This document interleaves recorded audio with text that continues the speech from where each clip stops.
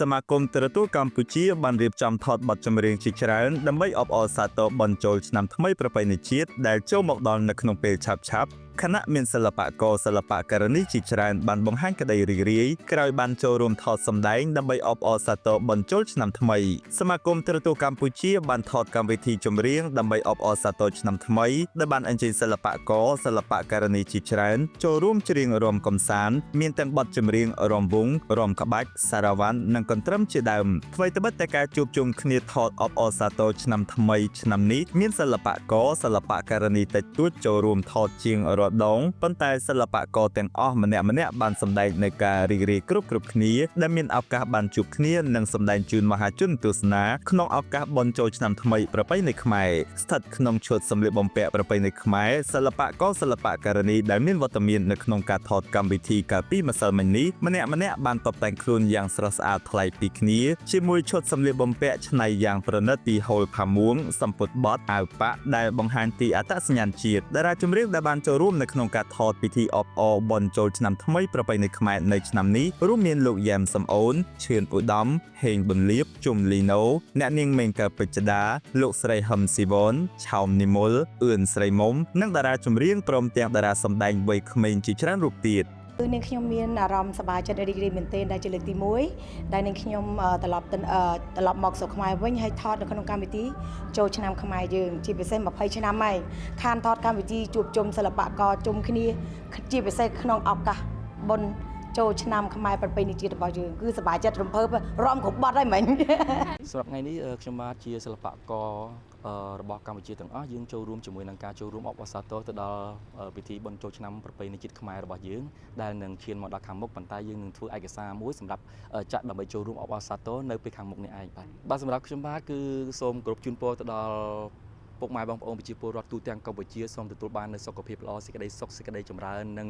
សុខសុវត្ថិភាពរាល់ទីចិត្តទីឆ្ងាយនិងសម្រេចរាល់គោលបំណងប្រាថ្នានៅក្នុងឱកាសឆ្នាំថ្មីនិងទេវតាឆ្នាំថ្មីសូមប្រសិទ្ធពរជ័យសិរីមង្គលវិបុលសុខដល់ពុកម៉ែបងប្អូនមាមីងទូទាំងកម្ពុជាជួបប្រទះតែសេចក្តីសុខសេចក្តីចម្រើននិងលាភជ័យក្នុងឆ្នាំថ្មីនេះផងដែរបាទបានមកចូលរួមថតកម្មវិធីសម្រាប់ចូលឆ្នាំខ្មែរចាយើងថតទុកព្រោះដល់ពេលថ្ងៃចូលឆ្នាំខ្មែរហ្នឹងគឺយើងចែកជើងគ្នាដើរគ្រប់ខេត្តគ្រប់ក្រុងទាំងអស់នេះខ្ញុំមាន4បទចា4បទតែបទខ្ញុំសិតតែបទតលុងទាំងអស់ចាប៉ុន្តែតទៅនឹងប្រពៃណីខ្មែរយើងទាំងអស់អត់មានបទណាមួយដែល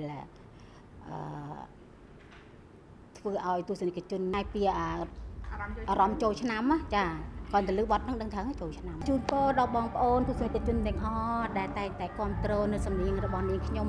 សូមទៅទីណាសូមឲ្យជួបតែសេចក្តីសុខសុខសុវត្ថិភាពអធិស្ឋានដល់គ្នាទៅវិញទៅមកនៅការរាល់ការបើកបរចាឆ្នាំនេះនាងខ្ញុំមានអារម្មណ៍ដូចថាសប្បាយរំភើបរីករាយដោយសារមានបទចម្រៀងប្លែកៗសម្រាប់បងប្អូនចូលឆ្នាំខ្មែរចាថ្ងៃនេះនាងខ្ញុំប្រហែលជាមានបានចម្រៀង3បទចាវាចង្វាក់ឡាំលាវហើយនិងចង្វាក់កន្ទ្រឹមនិយាយទៅនាងខ្ញុំមិនថា